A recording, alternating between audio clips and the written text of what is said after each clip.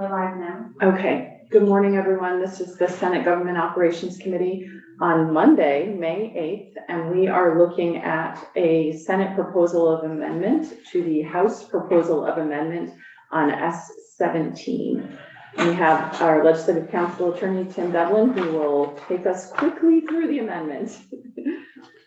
Thank you very much for having me, Madam Chair.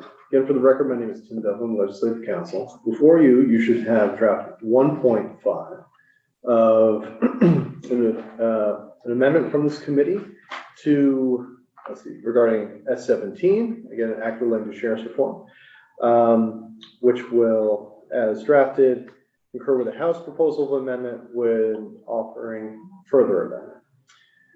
There are 5 instances of amendment in this. The first is replacement of section 2, which has to do with the auditors auditing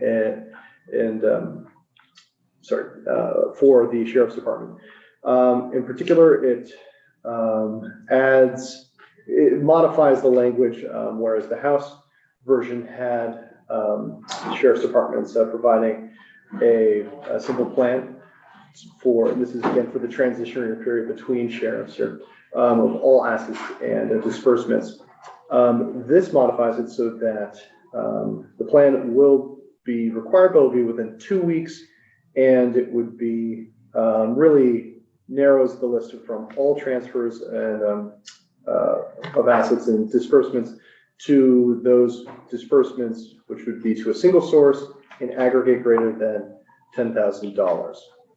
That's what would be reported, or in that report, the plan to be provided by the sheriff to the Department of State's Attorneys and Sheriffs, and to the Auditor's Office, and to the Assistant Judges.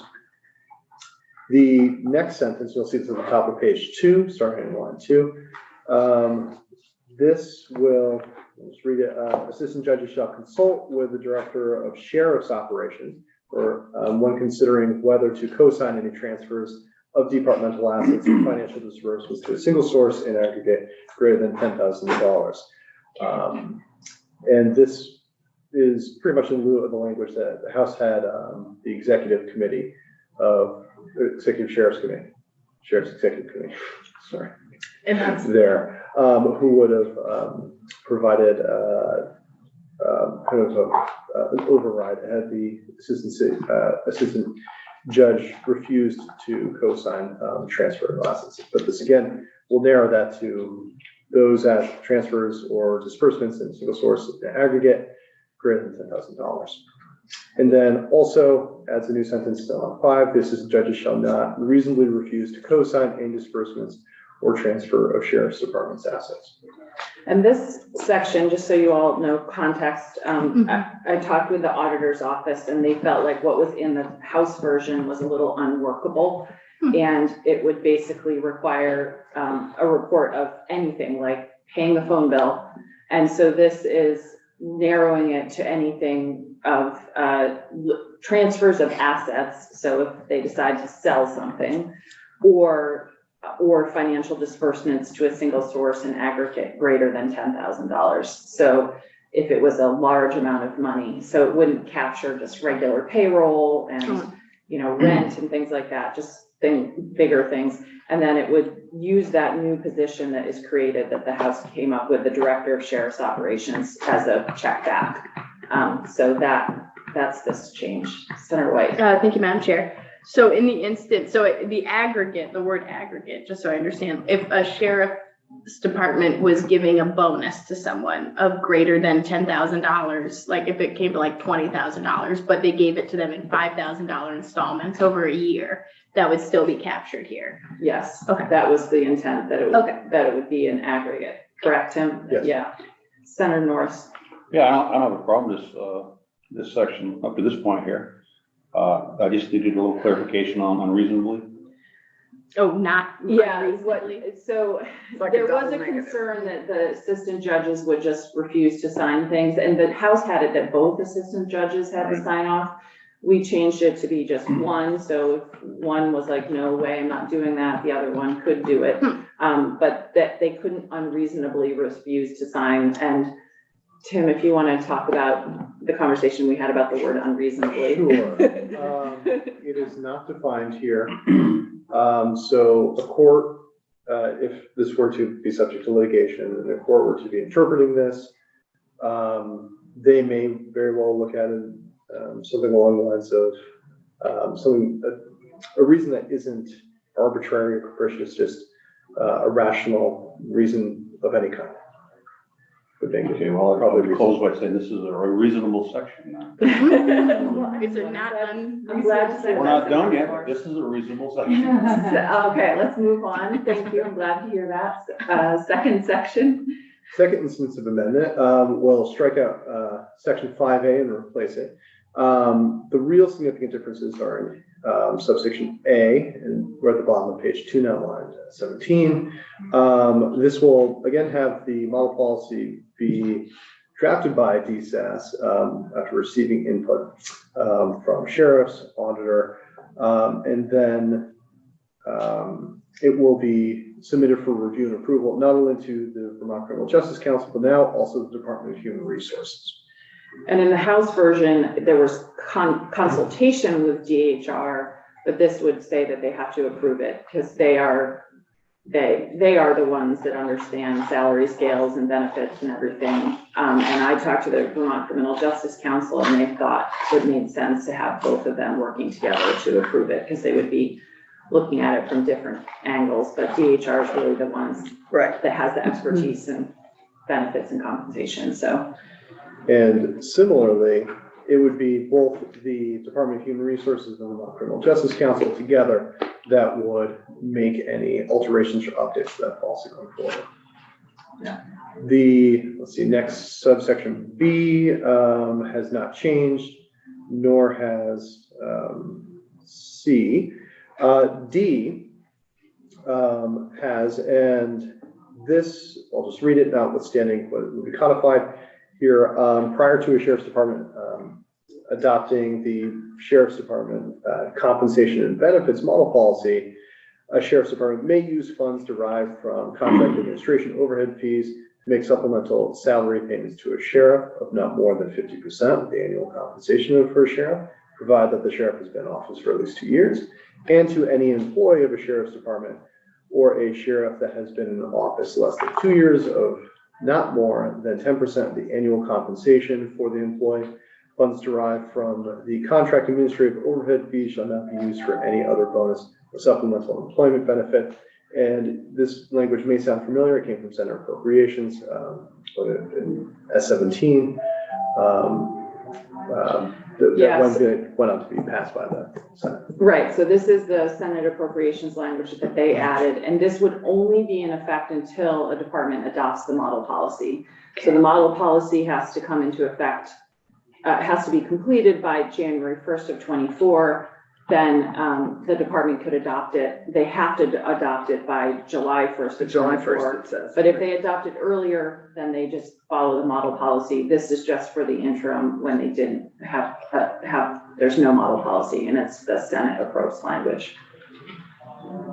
And then we'll have to adopt the model. We don't have to adopt the model policy. They have to adopt the model policy, and it's developed with DHR and VCJC and in consultation with, or it's approved by DHR and VCJC.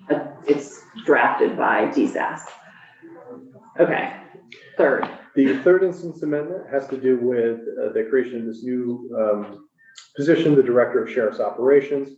And this removes a line essentially that will have the Sheriff's Executive Committee be consulted by the Executive Director of DSAS when appointing that Director of Sheriff's Operations. So now it would only be the Executive Director of DSAS who would be appointing without that consultation. Yeah, so DSAS is hiring a position. It's their position. It didn't make sense to have them have to consult with an outside group in order to hire a position in their organization or in their department. Go ahead. Fifth instance of amendment has to do with section 10, the Sheriff's Department reformed report. And let's see, This will insert the Vermont Criminal Justice Council to be one of the entities that reports along with Department of State's attorneys and sheriffs. So now both DSAS and VCJC will together create the report and then also consult these other entities and then report those findings to the House and Senate committees and government. Yeah, so this is just saying DSAS and VCJC do the report together in consultation with the others. So that's, and then you skipped the fourth instance, which is just adding that the House had inadvertently taken out that they shall provide county and state courthouse security. This adds it back in, and it continues to have the effective date of next year, July 1st, 2024. So this is consistent with, and there's a report in the House version that would make recommendations about whether those positions should be state positions or county positions. Oh, so this was inadvertently taken out. Yeah, I I think hadn't they, understood that from last time. yeah, I think I they, thought that was a I mean, in policy. talking to them, I think they just didn't realize that it was and the court still want it in there, but it Yeah. would have this, the effective date of July 1st, 2024. January 1st. January 1st, 2024, right, which is consistent with the other stuff in there. Thank you, Tim. I'm sorry that we're so rushed. Nope, that's fine. We do need to vote, no, Allison, we need to vote on it, so, I just texted Ashley to ask them to delay the floor. okay. Because finance is still meeting, so hold on one sec, I just gotta get something from top. Okay, are there any questions for Tim? Senator Norris? You know, the whole thing really, Okay, it's all you. but I just caution, what you had mentioned where the sheriff shall provide law enforcement, guard and security services for the courthouse, whatever else, that's great. My concern is, the court administrator's office is going to continue this and send a report someplace as to. Yeah, so in the House version of the bill, there is a report that I think is due in December 23. Right. About basically what are their recommendations for how to do it and what kind of resources will they need, and also whether or not those positions should be similar to the transport deputies. And they make a recommendation to the legislature, and then moving forward, they would provide courthouse security. And if those positions become state positions, then we would presumably, hopefully deal with it in the budget adjustment next session. As long as they're pursuing that language. Yeah, they are pursuing it. This was just to make sure that it didn't get dropped. I think that the judiciary didn't realize that the House had dropped the language, so, And final question, yeah. where it says the sheriff shall, In which section? section 6, Okay, section 6A, sheriff shall. As we well know, we can't hold them hostage to that word because with the hiring processes the way that they are, so on and so forth. That's why I think it's really important we do hear from the court administrator's office and get these folks up and running ASAP, but there's no guarantee the body is going to be there to fill these positions. Right. Points I'm trying to make. that's a fair point. So in section 291A, what is that language, Tim? 291A. That's the main section. So, sorry, as proposed to be amended here or as the House had it, Because there's an accordance with section 291A yes. of this title, so I'm wondering what, in accordance with that it. will read, so that will be subsection F. An agreement or contract for sheriff's departments to provide law enforcement and security services to county and state courthouses shall be subject to a single statewide contracted rate of pay for such services over all county and state courthouses. That was the language that we had put in there, so this would be subject to that contract. Do you, So one comes first, the contract comes the first. contract comes first and then that they shall do it comes second. Does that sound reasonable, Senator Norris? You know, surprisingly, it sounds reasonable. Oh. The whole thing here. Imagine that. Oh my gosh, I'm thrilled. So, Tim, go ahead. I just want to bring one thing to the committee's attention. There was a typo in here in the fourth instance amendment, which will add a section 6. It said 6A. It really should be 6C. Okay, I'm updating that now. Okay. we'll circulate a copy. Other than that, are you all comfortable with this? Yes. Okay, we can't have it as a committee amendment, it has to have our names on it, so is everyone comfortable with having their name on it? Yes. Senator- I am. Senator White, Senator Yep, Watson, I'm very- Senator Norris, are you comfortable with having your name on it? You know, I don't think it's a bad amendment, to be quite honest. Oh, I'm very happy to hear that. Well, it's far less than punitive when where we originally started, which is my opinion. And I think that it's reasonable versus unreasonably. And I know that there's still folks that aren't happy with that, but I think that we need to move forward, and I think that there is some oversight. So I can go along with this amendment, yes. Oh, I'm really happy to hear that. Well, great. So we can put all of our names on it. Not Senator Bihowski because she's not here. And we can entertain a motion.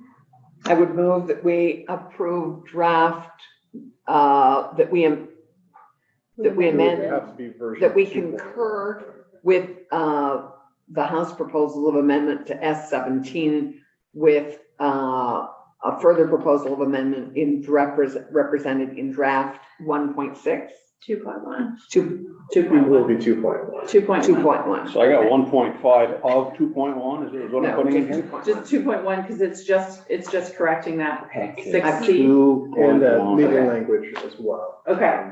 Oh, and the lead. Okay, great. So if you want to call the roll Senator Bihowski, I'm going on amendments or bill? on On the amendment. Amendments. Absent. Senator White, Yes. Senator Norris?